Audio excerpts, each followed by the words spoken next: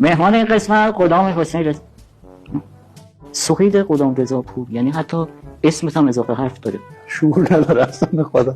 اجراتو که میدیدم با اینکه سنگینی ولی اجرات خیلی سبک بود. از اجرای شما بهتره که در مورد کمر به پایین و ایناست. اگه یه روز قحطی بشه اولین نفری که میخوریش کیه؟ حتما تو نیستی. بعد اصلا به خاطر اینکه سرعت بیچاره و دویدنت بیشتره. دیگه آب به من میدین دمت گرم. پیش دستی اینا نمیخوام. آقا نوشه جونه بزن بخش.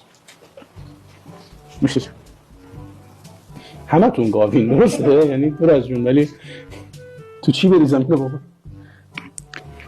من اینو چجوری بخورم؟ یه چیز میدین من دیدی باش آب بخورم؟ نوشه جان. مغزت بزرگتره یا سینه هات؟ الان تو جز دسته شیمیدا حساب میشی؟ خدا ممنونتون. ماموگرافی رفتی تا حالا؟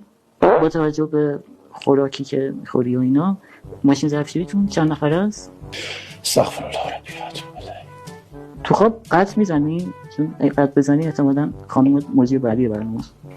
یک بار دیگه از این حرفا بزنی دستتو میشکنم.